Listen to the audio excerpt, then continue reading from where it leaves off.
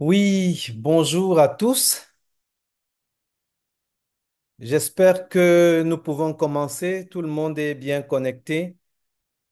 Je voudrais vous souhaiter une chaleureuse bienvenue à ce webinaire qui porte sur les événements de masse et les risques sanitaires avec une insistance particulière sur la régulation médicale et la coordination intersectorielle. Est-ce que vous m'entendez bien? Oui, nous vous entendons.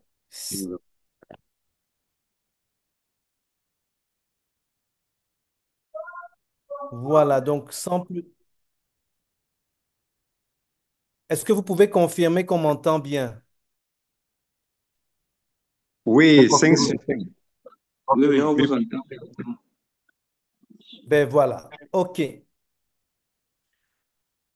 On va dire que la période s'y prête.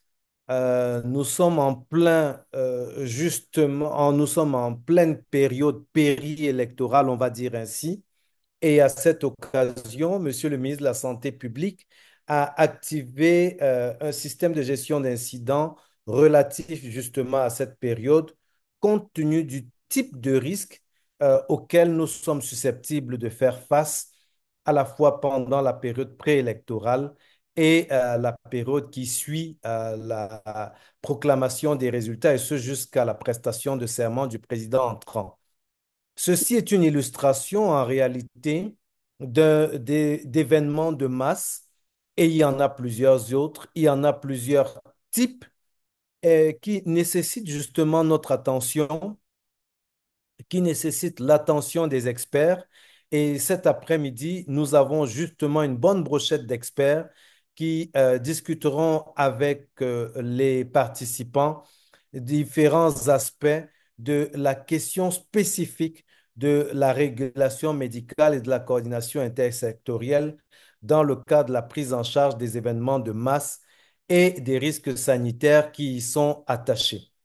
Comme vous pouvez le voir sur l'agenda qui est affiché, nous aurons des présentations qui sont prévues pour 10 minutes, mais nous laisserons jusqu'à 15 minutes à nos intervenants compte tenu de l'importance du sujet et de ce que nous n'avons pas tous les intervenants. Le docteur Hans Mossi étant vraiment pris dans les opérations en ce moment, ne pourra pas nous joindre cet après-midi. Toutefois, nous aurons le docteur Mekolo David, que vous connaissez bien, qui est médecin anesthésiste réanimateur au Curie et qui a exercé longtemps à Douala dans un très grand hôpital. On a l'habitude de dire le plus grand hôpital d'Afrique centrale. Nous aurons également Madame Karela Georgette de la Direction de la protection civile qui abordera beaucoup plus spécifiquement la question de la coordination intersectorielle au cours des événements de masse, et suivront ensuite des prises de parole d'experts. Et ici, nous aurons justement le docteur Siaka Konaté du CICR et le docteur Mambo Maka Albert qui, à l'aide de quelques diapositives, pourra étayer son propos autour justement euh, de l'expérience, de l'expertise autour de ce type de questions. Enfin, nous aurons une dizaine de minutes de questions et réponses. Vous pouvez dès à présent mettre les questions dans le chat box pour simplifier ce moment d'échange-là. Et sans plus attendre, tout en remerciant l'équipe du Centre de coordination des opérations d'urgence de santé publique, en remerciant CDC, en remerciant l'équipe d'ECO et de GSHS, GSS, GHSS, sorry, et bien sûr tous ceux qui se sont mobilisés pour rendre cet événement possible. Donc, sans plus attendre, je voudrais passer la parole au docteur Mekolo qui nous parlera plus spécifiquement des questions de régulation, notamment l'organisation, les principes, les défis et les opportunités de la régulation médicale. Docteur Mekolo, comme je l'ai dit, on ne le présente plus. C'est un excellent anesthésiste réanimateur que je qualifierais également d'urgentiste qui a été de la majorité des combats euh, générant justement du type événement de masse dans notre pays. Docteur Mekolo, vous avez la parole.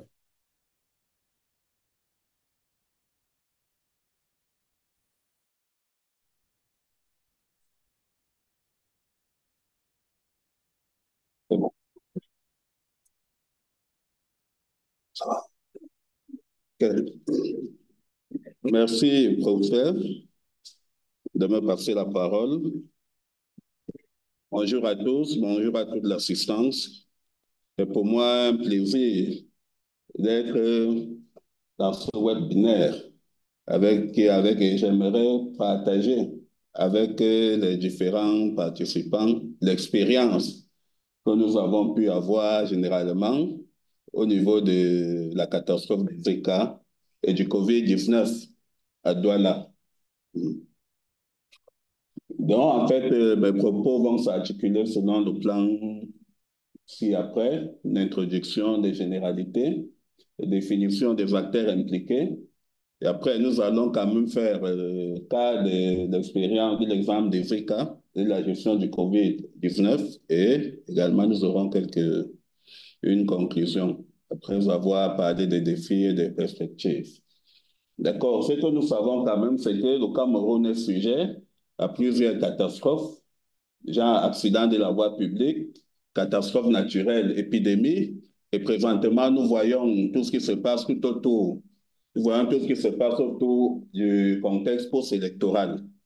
Donc, effectivement, la prise donc en charge de ces événements nécessite un bon plan de riposte. L'activation des différents acteurs impliqués dans la réponse et leurs activités sont pilotées par une cellule de coordination qui est à la base de la régulation médicale. Et cette régulation médicale s'adapte en fonction des situations, qu'elles soient individuelles ou qu'elles soient des situations de masse. Donc, comme généralité, nous allons dire que la régulation médicale, c'est un acte, il faut savoir, c'est un acte médical par lequel le médecin évalue et coordonne la réponse à une urgence vitale via le téléphone. L'action du médecin inclut l'interrogatoire du patient, la prise de décision, l'orientation vers une structure de soins appropriée, le suivi de l'intervention et la préparation de l'accueil au sein d'un centre d'appel.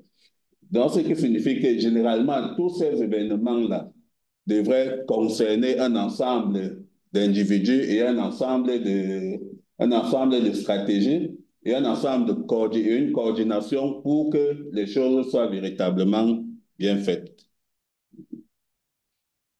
Donc, comme élément de la chaîne, nous savons que généralement, il faut qu'il y ait quand même un coordinateur qui est généralement le service central. Si ce n'est pas au niveau, peut-être au niveau du Yaoundé, ça peut être le ministère. Et au niveau des régions, c'est la délégation. Et le centre de régulation ou le call center qui est l'élément essentiel, qui est à la base de la régulation. Nous avons également des équipes de secours qui sont sur le terrain, des centres hospitaliers, des services de transport et on peut également avoir d'autres services d'intervention. Ici, il faut quand même signaler que cette régulation, normalement, pour qu'elle fonctionne bien, devrait faire partie d'un système pour que chacun sache quel est le rôle qu'il a à jouer et il adhère à la politique qui a été mise sur pied. Par exemple, vous vous rappelez à Yaoundé, vous vous rappelez quand le SAMU a commencé, nous avons eu beaucoup de problèmes parce que la régulation n'était pas au cœur du système.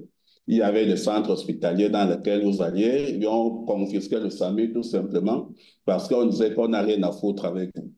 Donc, ça a été vraiment un gros problème, un gros caillou dans la chaussure. Donc, je pense qu'avec la systématisation de la régulation, c'est des problèmes qui ne pourront plus jamais se présenter. OK. Donc, on va un peu parler de l'expérience des Zika. Nous-mêmes, nous savons que ça a été une catastrophe qui a eu lieu le 21 octobre 2016 à 13h30 suite à un déraillement de train. Donc, ça nous compte qu'il y a eu 79 morts, 551 victimes. qui ont été répartis dans les différentes structures hospitalières. Comment donc s'est fait la régulation lors de la catastrophe des ECA? Avant la riposte, nous avons déjà, il n'y avait pas de call center, il n'y avait pas de régulation qui était évidente. Donc, nous avons, avant la riposte, fait une activation des urgentistes réanimateurs des différents hôpitaux de Douala à travers un réseau, quand même que nous, les anesthésistes et les urgentistes, lesquels on a l'habitude de communiquer, qu'on appelle le réseau urgence. Donc, cela a permis donc de donner l'information, de transmettre l'information aux différents responsables des hôpitaux et ça a permis que les responsables des services d'urgence et des services de réanimation se préparent à la riposte. Donc, ce qui a permis quand même qu'il y ait du matériel et qu'il y ait des mesures de riposte quand même appropriées. Donc, au niveau des services centraux, on sait qu'au niveau du ministère, il y a eu une réunion autour de 15h30, réunion autour de 15h30, réunion de crise qui a été présidée par le ministre de la Santé de l'époque, le ministre des Transports, de la Protection civile, le ministère de la Défense et le ministère des Affaires sociales. Donc, le départ de Yaoundé, à base d'un hélicoptère, s'est fait quand même au niveau de l'ancien aéroport, avec à son bord 2 médecins urgentistes régulateurs. Donc, peut-être si je peux citer les noms, quand même, c'est des médecins que vous connaissez très bien, docteur Ngwadna, docteur Ekani, et avec un ancien infirmier anesthésiste réanimateur qui, malheureusement, il n'est plus de notre ces jours-ci. Et l'arrivée sur le site était à 18 heures. Donc, les médecins régulateurs ont essayé de faire quand même un état des lieux, début du triage, au niveau du site et au niveau de l'hôpital régional, l'hôpital district des ECA. Et effectivement, et après, les victimes ont été orientées selon les gravités, selon les bilans lésionnels, vers les différents centres appropriés après triage. Donc, en général, les plus graves ont été héliportés vers Yaoundé. Les niveaux 2 et 3 ont été répartis dans les grands hôpitaux, hôpital à Kenchini, pendant laquelle j'y étais, l'hôpital général, l'hôpital gynéco-obstétrique, et à Yaoundé, on a eu affaire à l'hôpital central, au CHU et à l'hôpital gynéco. Donc, c'est le niveau 4 où les éclopés qu'on a généralement référés au niveau des formations sanitaires environnantes. Et alors, comment donc s'est passée la régulation, ce niveau-là? Au niveau de la cellule de crise, il y avait le responsable dans le DOST, qui était en fait le régulateur principal, qui était le régulateur principal, qui échangeait avec des médecins régulateurs déportés qui étaient sur le site. Il n'y avait pas de plateforme de communication parce que ici, le moyen utilisé, c'était le téléphone, c'était les groupes WhatsApp. Nous avons eu quelques difficultés avec les ambulances parce qu'il n'y en avait pas assez, d'autant plus que la route était coupée entre Douala et Yaoundé. Donc les ambulances de Yaoundé n'ont pas pu, les ambulances de Douala n'ont pas pu arriver à temps là-bas tout simplement parce qu'il fallait attendre qu'on fasse une petite route de détour pour pouvoir admettre, pour que les voitures puissent quand même passer. Et alors la régulation, généralement, docteur Ngwadna, les médecins régulateurs qui étaient sur le site, se sont déportés au niveau de l'hôpital du district et au niveau du point de rassemblement des victimes. Et après triage, les malades ont été orientés en fonction des tripes. Et comme je l'ai dit tantôt, les plus graves, c'était les héliports. Il y a certains, beaucoup qui ont été transportés par train pour en direction de Yaoundé. Et la plupart ont été envoyés à Douala dans les différents centres. Et il a noté aussi que peut-être au niveau de la Kenchini, nous avons reçu près de 150 victimes. Et au niveau de l'hôpital général, il y avait environ 120 et les autres étaient répartis dans les différentes cliniques.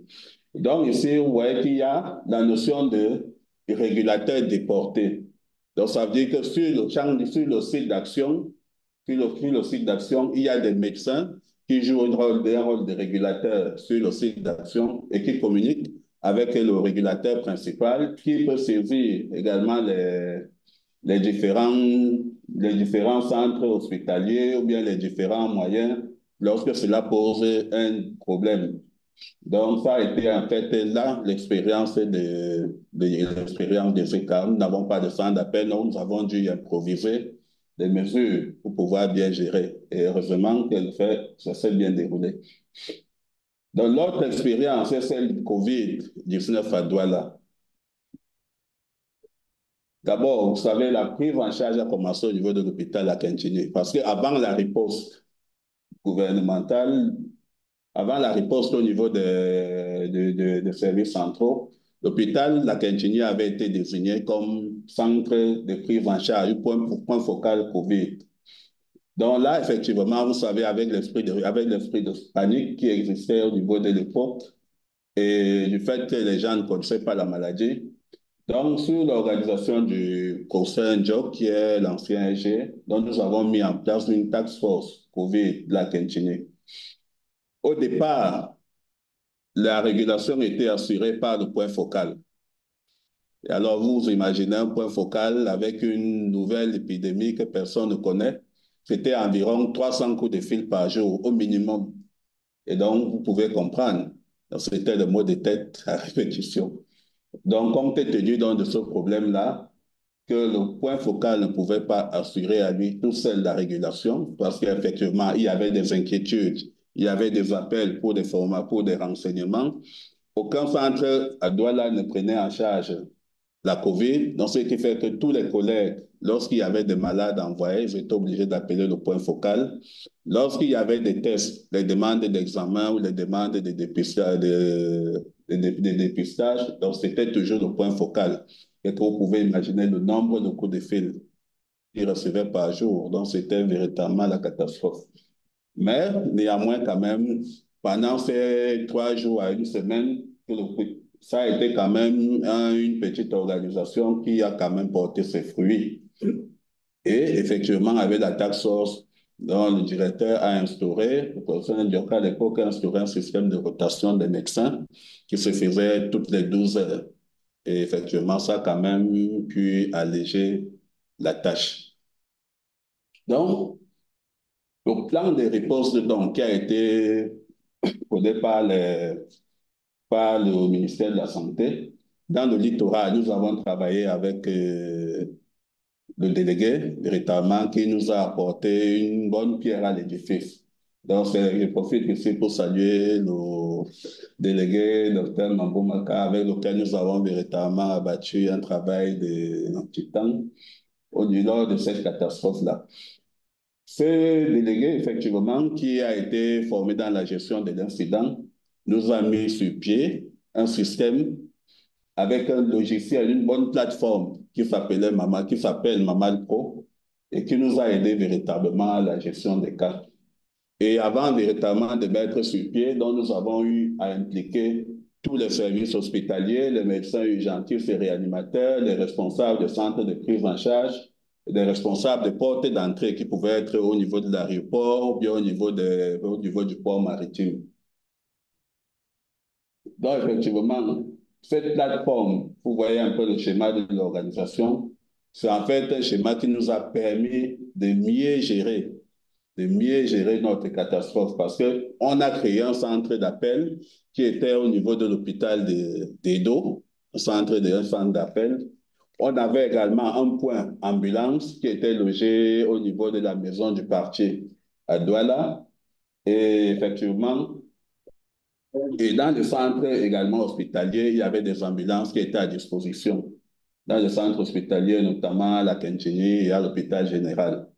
Et également à l'hôpital gynéco, il y avait quelques ambulances qui étaient à disposition de la délégation. Ce qui fait que chaque fois, avec cette organisation, nous avons pu régler les problèmes de questionnement et les problèmes d'intervention, les problèmes effectivement de dépistage. Et effectivement, il y avait un bon volet communautaire dans lequel les alertes, les accidents et les autres problèmes étaient posés. Donc, ce qui fait que cette plateforme, en dehors de gérer les malades, nous a permis également d'avoir un bon volet santé publique. parce que là, on pouvait facilement avoir les statistiques de tout ce qu'on faisait comme acte. Donc, s'il te plaît. Donc, au terme de ces deux exemples, véritablement, nous avons quand même eu à avoir des limites, au niveau des limites de notre régulation. D'ailleurs, d'abord, avec le premier exemple des écarts, on avait des problèmes de plan de riposte qui étaient véritablement méconnus. On n'avait pas véritablement un centre de régulation, un centre d'appel qui était fonctionnel. Et nous avons essayé de travailler avec les moyens du bord. Nous n'avons pas de technologie, d'information véritablement à notre disposition. Et la collaboration était insuffisante entre les différents acteurs. Donc, pour la gestion du COVID, le grand problème que nous avons eu à rencontrer, c'était au niveau de la plateforme, parce que la plateforme était tellement sollicitée et avec la connexion qui n'était pas très bonne, donc à un moment, on se retrouvait planté. Et également, l'autre problème, c'était la saturation des services d'urgence, la collaboration entre les différents hôpitaux. Donc, les services étaient tellement saturés et on n'avait pas le temps de contacter des hôpitaux pour avoir à disposition un certain nombre de places, ce qui faisait que, à un moment, les malades arrivaient et on se retrouvait directement surchargés. Donc, ça a été un véritable problème. Donc, comme perspective ici, on espère pour les prochaines fois, il faudrait véritablement qu'il y ait une formation de médecins régulateurs. Il y ait une formation de médecins régulateurs et qu'on fasse régulièrement des séances de simulation pour véritablement asseoir le système. Parce que c'est ça qui va nous permettre de détecter les failles que nous pourrons souvent améliorer d'avance. Il faut de l'équipement et du matériel. Nous avions utilisé la plateforme Amalpro. Cette plateforme peut être perfectionnée, peut être perfectible. Et également, on peut avoir d'autres matériels, il faut ajouter comme par exemple la géolocalisation. Dans notre système, pour avoir la géolocalisation, et cela peut être possible, d'autant plus que nous avons des caméras qui sont dispensées partout dans toute la ville, on peut avoir une géolocalisation. Et on peut également avoir du matériel performant pour la communication, parce que c'est elle qui est ici au centre de la réussite de la régulation médicale. Et l'autre point également à améliorer, c'est le partenariat et la collaboration. Collaboration entre les différents acteurs qui interviennent au niveau de la chaîne.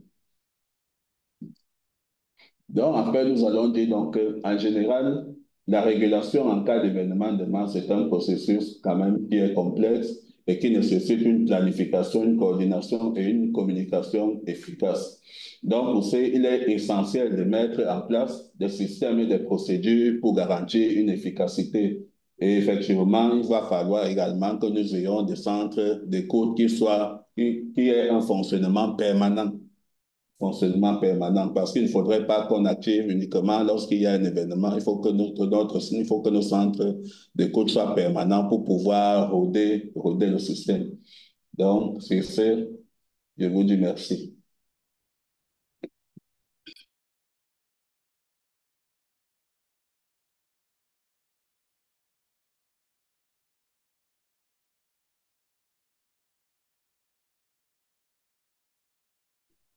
Merci, docteur Mekolo. Euh, le professeur Sobri nous rejoindra, il a une urgence et je continuerai la modération à son absence. Euh, merci, docteur, pour cette brillante présentation qui nous a vraiment permis de comprendre quelle était l'importance de la régulation médicale avec des cas pratiques. Nous n'étions pas dans la théorie, nous étions face aux réalités sur le terrain. Nous allons donc passer, comme annoncé, la parole à Madame Kariela Ngola Georgette pour la deuxième présentation planifiée cet après-midi. Vous avez la parole. Merci. Merci pour la parole donnée. Bonsoir à tous. Je vous remercie déjà d'associer la direction de la protection civile du MINAT à ce webinaire au sujet d'une thématique aussi importante que la coordination multisectorielle. Donc, le plan de présentation est assez détaillé pour nous permettre d'aborder les différents éléments. Nous allons commencer par le cadre conceptuel par rapport à la thématique abordée. Ensuite, nous allons faire un tour sur le cadre juridique et institutionnel de la gestion des risques et des catastrophes au Cameroun, entendu que les mouvements, les événements de masse sont susceptibles de causer de graves situations d'urgence et de catastrophes. Nous allons faire une emphase sur le rôle spécifique des secteurs de santé et de sécurité et des autorités administratives et locales. Ensuite, des éléments sur les mécanismes de coordination stratégique et opérationnelle pour améliorer la coordination intersectorielle. Les défis et enjeux seront aussi évoqués avant de conclure. Donc, la préservation des hommes et des biens, de l'environnement contre les catastrophes et autres types de situations d'urgence est au cœur des préoccupations de l'État. Au Cameroun, c'est le ministère de l'administration territoriale qui assure la coordination de la prévention, de la préparation, de la réponse et du suivi du relèvement post-crise. C'est une thématique ou c'est un domaine, parce qu'il est régalien, qui implique la prise en compte de plusieurs administrations, de plusieurs secteurs, que ce soit les autorités administratives traditionnelles, les administrations sectorielles, les partenaires internationaux, les organisations non gouvernementales, la société civile. Donc, l'idée ici est de se demander, dans ce cadre, comment améliorer efficacement la coordination, comment mettre ensemble toutes les compétences et de manière efficace, parce que l'objectif, on le sait, c'est de renforcer la gestion de ces événements de masse. Donc, sur le cadre conceptuel, je ne vais pas m'étendre sur la définition des événements de masse, compris ici comme des grands rassemblements temporaires, ponctuels, et qui peuvent engendrer des situations sur la santé individuelle et collective.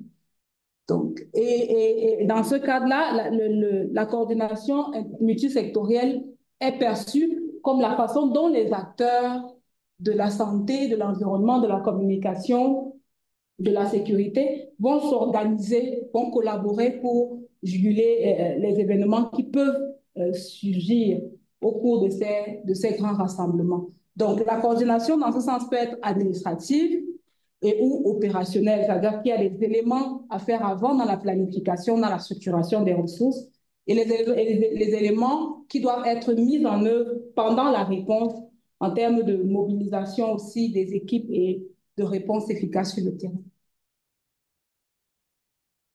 Le Cameroun a mis en place, il y a toute une panoplie de textes, on a évoqué les plus importants ici, c'est la loi de 2024 qui régit la protection civile au Cameroun, qui a redonné, de redéfinir le cadre global de la gestion des risques de catastrophe. On a aussi évoqué la loi portant le Code général des collectivités territoriales décentralisées en tant qu'acteur majeur au niveau local. Nous avons ramassé aussi quelques textes, on ne va pas les citer tous, c'est le décret de 2019 qui porte organisation du gouvernement avec la mise en place de beaucoup d'administrations et les décrets qui portent organisation de ces différentes administrations, donc le MINAT, le MINSanté, par exemple le MINEPIA, le MINDEF, le MINEBED, donc toutes ces parties prenantes qui ont chacune des missions en termes de prévention des risques et de gestion des catastrophes. Au plan institutionnel, nous avons dit que c'est pas moins d'une quarantaine d'acteurs au niveau institutionnel et au niveau qui sont les acteurs institutionnels et les acteurs non institutionnels. Donc, au niveau institutionnel, le niveau étatique, nous avons le niveau stratégique, c'est celui de la présidence de la République dans son rôle de définition de la politique de gestion des catastrophes, le Premier ministre et le MINAT. Donc, nous avons des acteurs opérationnels, donc d'un niveau intermédiaire qui sont tous les ministères, on ne les a pas tous cités ici, MinSanté, MINDEF, ministère de la Communication, MINDU, MINAS, qui assurent dans leur mission certaines responsabilités. L'autorité administrative, ici le gouverneur, le préfet, le sous-préfet, la collectivité territoriale, les deux collectivités au Cameroun qui sont la région et la commune. Au niveau tactique, qui est plus opérationnel pour les questions de sécurité et de secours, on a la police, la gendarmerie, le corps national de sapeurs-pompiers, la Croix-Rouge camerounaise. On a des entités techniques et scientifiques qui produisent, qui font des observations, qui produisent des analyses, des propositions concrètes pour améliorer notamment la préparation et la prévention de ces questions, au rang desquelles l'Observatoire national des risques, qui est placé auprès du MINAT, la direction de la protection civile, l'Observatoire national sur le changement climatique aussi, et les universités et centres de recherche. Sur les acteurs non étatiques, on a tout ce qui est organisation internationale, les organismes spécialisés des Nations Unies, l'Union africaine et la CEAC qui apportent beaucoup en matière de préparation, les organisations non gouvernementales, les associations humanitaires, le secteur privé, clé en tant qu'acteur clé, en tant que pourvoyeur de risques et sont placés aussi en bonne position parmi les acteurs non étatiques. Et enfin, la communauté locale, notamment les comités de quartier, les chefferies de quartier aussi. Donc, en mettant l'emphase spécifiquement sur les acteurs par rapport à la thématique qui nous réunit ici aujourd'hui, comment mettre en commun, comment assurer la coordination entre les secteurs de santé, sécurité et les autorités pour une meilleure gestion des événements de masse. Donc, nous avons essayé de préciser les rôles, on l'avait déjà évoqué plus haut, mais vous verrez que quand on va parler d'autorité ou de collectivité locale, nous ne pouvons pas aborder la collectivité territoriale décentralisée, qui est la commune et la région, sans évoquer le rôle que va jouer l'autorité administrative, le gouverneur, le préfet et le sous-préfet, qui est un peu sur le plan local, le pendant en termes de coordination du MINAT au niveau central. Donc, le MINAT va assurer cette mission de coordination et élaborer les textes, la politique sur la gestion des risques de manière générale, et puis assure la coordination aussi avec les autres acteurs, c'est au niveau national. Le MinSanté, conformément aux orientations politiques et stratégiques, a une action avant, pendant et après. C'est-à-dire qu'avant, pour la planification sanitaire, la prévention et la sensibilisation. Pendant, c'est les dispositifs médicaux tels qu'on les a évoqués dans la présentation précédente pour la riposte d'urgence. Et après, c'est l'évaluation et le suivi sanitaire pour une meilleure résilience. Le secteur de la sécurité, lui, constitué des forces de première catégorie, de deuxième catégorie. On va évoquer la police et la gendarmerie et aussi le corps national de sapeurs-pompiers. On va évoquer l'armée dans le cas où la situation prend certaines proportions. Donc, ce sont ces différents acteurs qui sont mis ensemble pour mener les activités d'abord de prévention, surtout le corps national de sapeurs-pompiers va mener des sites de stimulation, va mener des contrôles de sécurité dans les bâtiments. Et au moment de la gestion de la crise, ce sont ces acteurs qui vont faciliter la gestion des foules et coordonner les secours opérationnels et apporter le soutien logistique nécessaire. Donc, j'avais déjà évoqué la coordination qui va se faire au niveau de la région par le gouverneur de région, dans le cadre d'un comité régional, par le préfet au niveau du département, dans le cadre d'un comité départemental de gestion des crises, et par le sous-préfet, ça c'est aussi une innovation de la loi de 2024, qui va mettre en place un plan de prévention des risques et assurer la coordination au niveau de l'arrondissement. Maintenant, la collectivité territoriale, qui est la commune et la région, vont apporter leur contribution de manière, dans la prévention, c'est à l'élaboration des différents outils, en collaboration avec l'autorité administrative. Et dans la réponse, c'est vraiment l'appui opérationnel, l'appui en matériel pour les interventions, parfois les les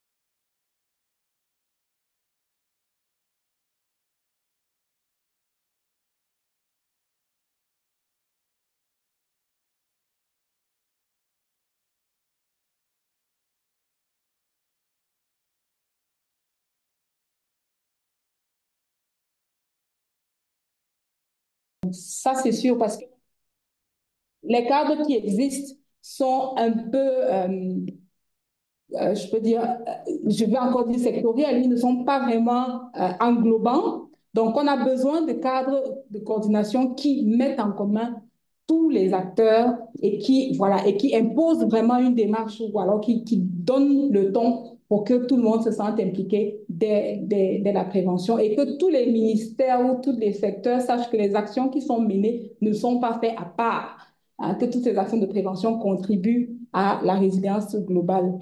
Le renforcement des capacités de tous les acteurs est une exigence aussi ici. La poursuite d'élaboration des plans, comme nous l'avons dit, les plans généraux pour les départements, les régions, le niveau national, mais aussi les plans spécifiques pour tous les types de situations auxquelles on peut être appelé à réagir. L'organisation des sites de simulation, le renforcement de l'implication des collectivités territoriales décentralisées et l'accent qui doit être mis sur les questions de prévention en amont. Donc, en conclusion, la réussite des événements de masse qui sont susceptibles de créer des situations de santé est tributaire d'une bonne collaboration entre les différents secteurs, pas seulement ceux de la santé, de la sécurité, mais aussi les autres qu'on a évoqués en amont. Et il est question, donc c'est une question stratégique, c'est une condition sine qua non pour garantir le succès, mais il est aussi question surtout de s'ouvrir un peu, de mutualiser les efforts, d'aller vers les autres, de capter l'information et de la partager. Sur ce, je vous remercie pour votre bien aimable attention. Infiniment merci. Merci également pour cette intervention qui est la preuve justement de la collaboration entre les différentes sectorielles que nous représentons ici. Ayant dit ceci et le temps avançant, nous allons passer pour les 5 prochaines minutes la parole au docteur Mambo Maka Albert, qui va également porter la parole d'expert dans ces circonstances. Docteur Mambo, vous avez la parole.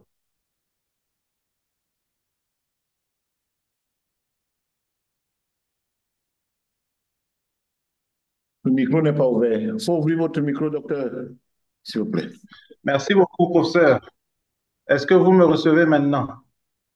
5/5. Merci beaucoup. Alors, comme je le disais tout à l'heure, cher professeur et aîné, monsieur le directeur, merci pour l'opportunité qui m'est donnée de pouvoir dire un ou deux mots à propos de ce sujet qui est de plus en plus important et qui aujourd'hui est réellement d'actualité. Encore que la portée complète de ce sujet n'est pas forcément encore bien cernée et qu'elle ne se reposera pas seulement sur les événements de masse et que ce sera le système qui doit normalement porter nos activités de routine pour être sûr d'avoir le résultat qui est escompté dans ce cadre-là. Pour faciliter mon propos, j'ai préféré mettre sur diapositive quelques petites idées pour que ce soit plus facile pour moi de vous permettre de comprendre mieux la partie que je voulais aborder en ce qui concerne ce sujet-là. Comme vous voyez, j'ai parlé du système de régulation médicale multisectorielle et des événements de masse. Je voudrais, en commençant déjà, féliciter et remercier les deux orateurs qui sont passés tout à l'heure, Dr Mokolo, qui est un ami de lutte de longue date dans le cadre de ces activités-ci, Madame Carreira, qui a toujours été avec nous depuis les années, avant les années 2015, la direction de la protection civile qui travaille avec nous.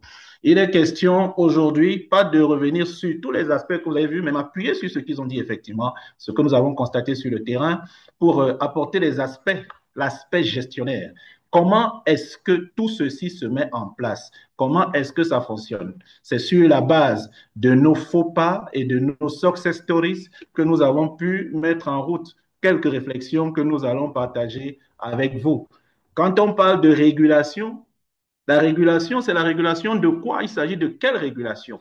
En règle générale, nous ne parlons que de la régulation médicale, c'est-à-dire la prise en charge des patients dans une situation d'urgence, en communauté, amener à l'hôpital et tout le reste. Mais pour bien comprendre jusqu'où va le concept de régulation et savoir que la régulation peut se faire à un bas niveau comme à un niveau assez élevé et que tout cela va faciliter la prise en charge de toutes les interventions de santé, on rentre un peu dans le concept de la santé. Si on tient compte de la définition de la santé de l'OMS, on comprend donc qu'il y a deux aspects très importants dans le concept de la santé. C'est maintenir la santé, ce qui explique toutes les interventions que le système de santé met en route, que ce soit de prévention, de promotion, mais aussi la prise en charge de cas en extra-hospitalier ou en hospitalier. Ça va donc faire qu'il y ait un grand système de santé qui sera mis en route. Et quand on parle de système de santé, on ne parle pas du ministère de la Santé. On parle de tous les intervenants qui doivent se mettre ensemble pour que la population puisse donc avoir cette santé au sens de l'OMS. Et ce système-là, le ministère de la Santé n'en est que le régulateur. Et c'est pour ça que je salue beaucoup d'aspects qui ont été relevés par Mme Karaïla tout à l'heure, notamment la notion de coordination de tous les intervenants et aussi sur tous les enjeux, la diapositive sur les enjeux qui a été ressortie.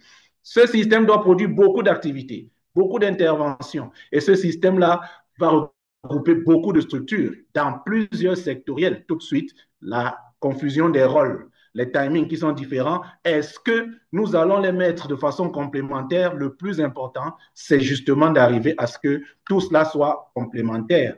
Le but de ces interventions, qu'elles soient en extra-hospitalier ou en intra-hospitalier, ce sera donc quoi?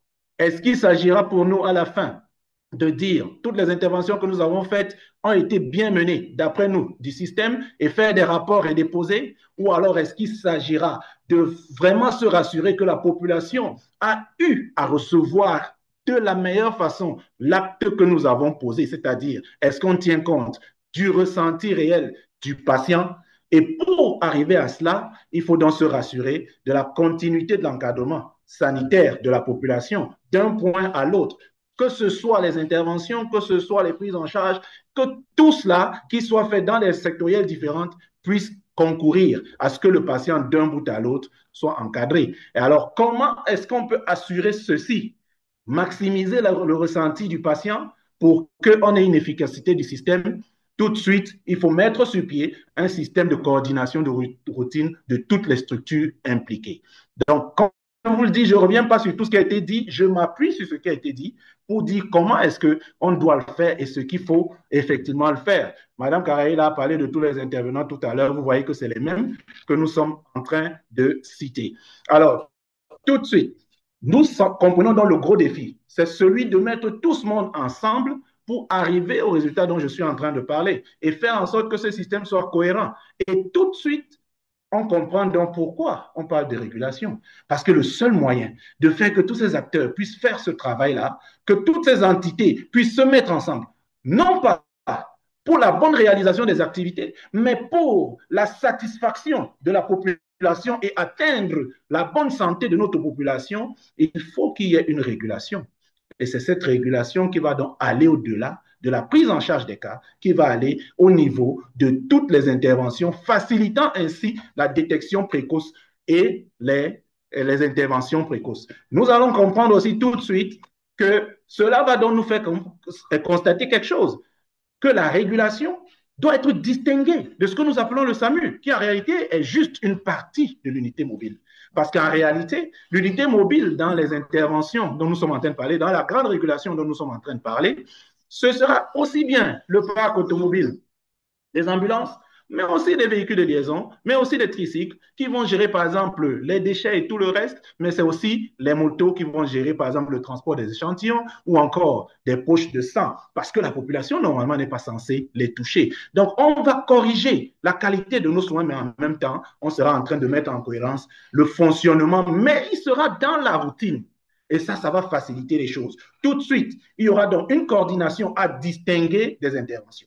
Cette coordination va se faire dans les centres d'opération d'urgence, que ce soit national ou bien au niveau régional, avec un centre d'appel à leur niveau, parce que ça doit être au-delà, au-dessus de tous les intervenants, que sont les hôpitaux, les unités mobiles, les districts de santé et tous les autres intervenants du terrain, incluant la communauté. Et puis, c'est eux qu'on appellera les structures d'intervention.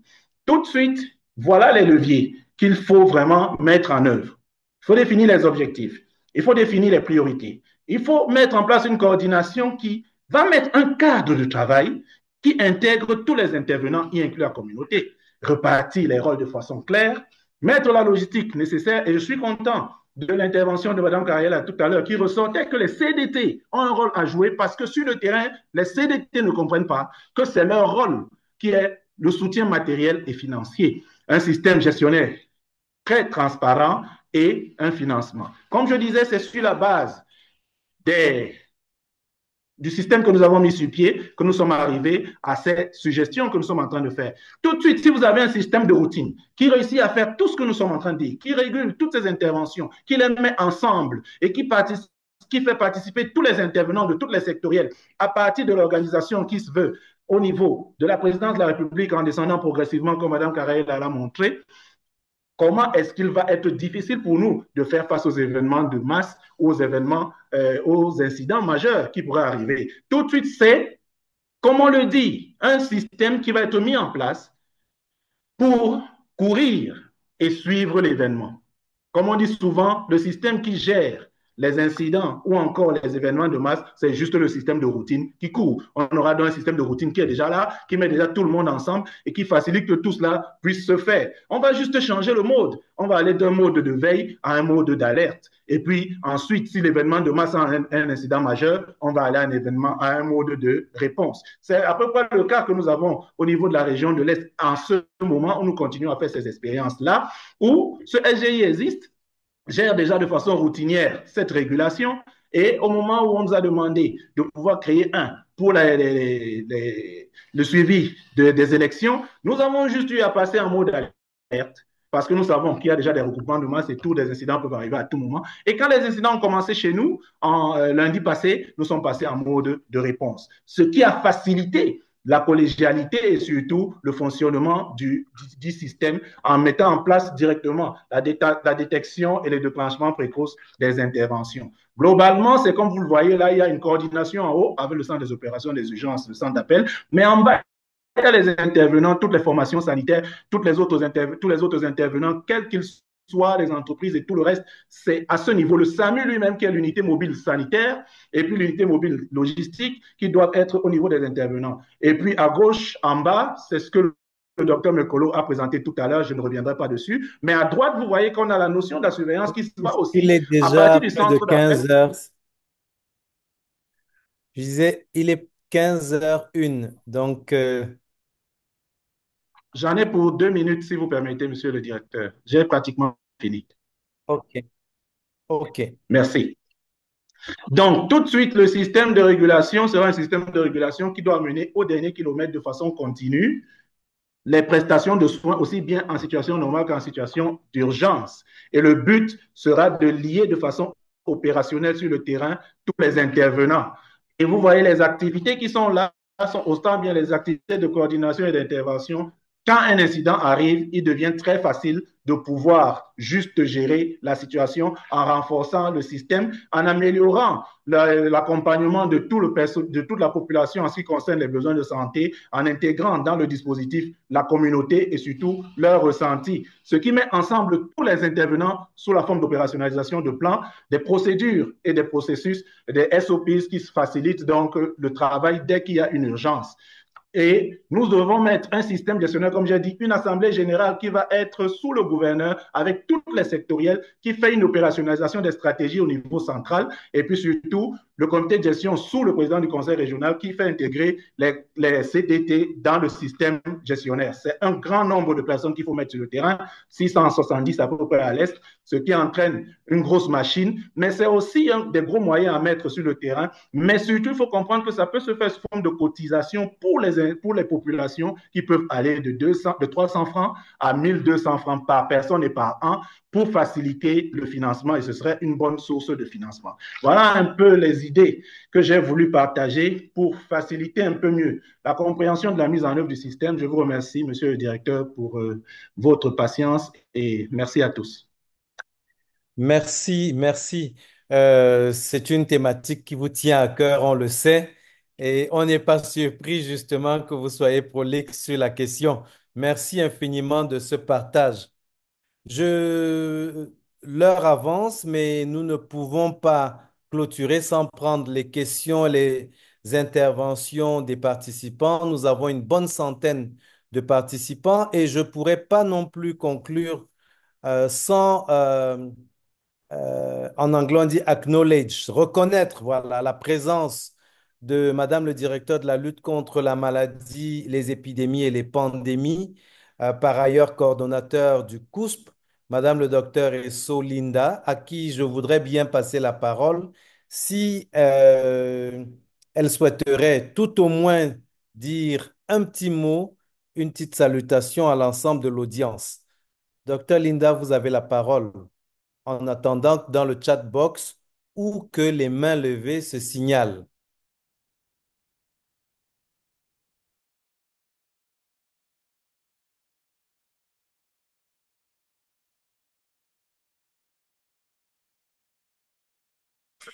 Merci, professeur, monsieur le directeur, de me passer la parole. À vrai dire, nous n'avions pas prévu de prendre la parole aujourd'hui, mais je tiens à remercier vraiment tous les orateurs et les experts d'avoir permis d'édifier vraiment toute l'audience qui s'est connectée aujourd'hui sur un sujet d'actualité et sur un sujet que nous gérons depuis plusieurs années maintenant. Docteur Mambola dit tout à l'heure, il reconnaît l'équipe qui est en train de se former depuis avant les années 2015. Donc, ce n'est pas un hasard que nous ayons choisi ce sujet-là aujourd'hui. Les événements de masse sont d'actualité. Vous avez vu que au niveau de presque toutes les régions, de toutes les délégations régionales et de nombreuses formations sanitaires, nous avons eu à gérer des afflux massifs de victimes au cours des semaines qui viennent de s'écouler. Il faut vraiment pouvoir partir avec le take-home message que Dr Mambo a bien voulu donner, la coordination avec ces différents niveaux, mais aussi et surtout la coordination intersectorielle dans le cadre de la gestion de ces événements-là autour de nos centres des opérations des urgences. Vraiment, merci, chers orateurs, et j'espère que les quelques questions qui vont être soulevées vont permettre de clarifier encore cette gestion-là. Merci, monsieur le directeur. À vous. Merci infiniment. Vous voyez qu'il était indispensable que vous preniez la parole. Nous avons dans le chat box une question, je crois que ce sera Docteur Mambo. Comment intégrer la participation active de la communauté et des acteurs locaux dans le renforcement des mécanismes de régulation médicale afin de rendre la gestion des risques sanitaires plus résiliente et adaptée aux spécificités des événements de masse? Je propose, docteur Mambo, vous pouvez prendre la parole sur cette question. La Merci question beaucoup, nous Monsieur le vient de Directeur. Picard Kamba. Merci, Monsieur le Directeur. En quelques mots, je vais dire que le, l'un des intervenants majeurs, justement, de la régulation, c'est la communauté. Comme je l'ai dit tout à l'heure, ils doivent être intégrés aussi bien sur le plan gestionnaire que sur le plan des réalisations des activités. Sur le plan gestionnaire, j'ai montré tout à l'heure que les communautés, les collectivités territoriales décentralisées doivent être impliquées dans le système gestionnaire qui est mis en place et faciliter dans la mise en route de tout le système et puis le soutien logistique. Mais maintenant, sur le plan de l'atteinte des objectifs, il faut dire que la première partie où la communauté est impliquée, c'est dans la surveillance.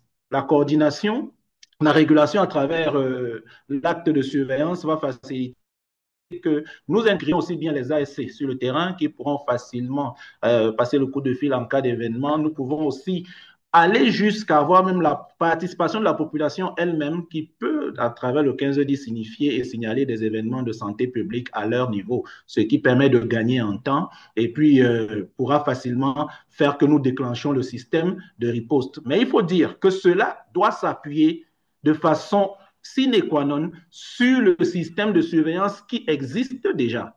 Ça, c'est très important. Donc, nous avons juste mis en place un dispositif qui aide ce système à mieux détecter et que tout passe toujours par le biais du même circuit de l'information. Seulement, ça veut dire que le centre d'appel va renvoyer quand même l'information pour vérification au niveau des aires de santé, des districts de santé qui enregistrent, et puis qui vont descendre, et puis on aura l'information et peut-être la riposte pourra être déclenchée soit localement, soit régionalement, soit au niveau central, parce que les notifications sont faites à la minute qui suit le fait qu'on ait reçu l'information. J'espère avoir fait le tour rapidement, sinon je pourrais revenir. Merci infiniment. Je ne sais pas si le docteur Siaka Konaté voudrait dire quelque chose sur cette question d'implication de la communauté. Merci beaucoup. Bon, pas grande chose par rapport à ce que le délégué régional a déjà dit. C'est la notion aussi, en tout cas, de surveillance à base communautaire que j'allais ajouter. Il a déjà abordé, en tout cas, qui est très clé dans la surveillance et la détection, en tout cas, des événements de portée santé publique. Merci.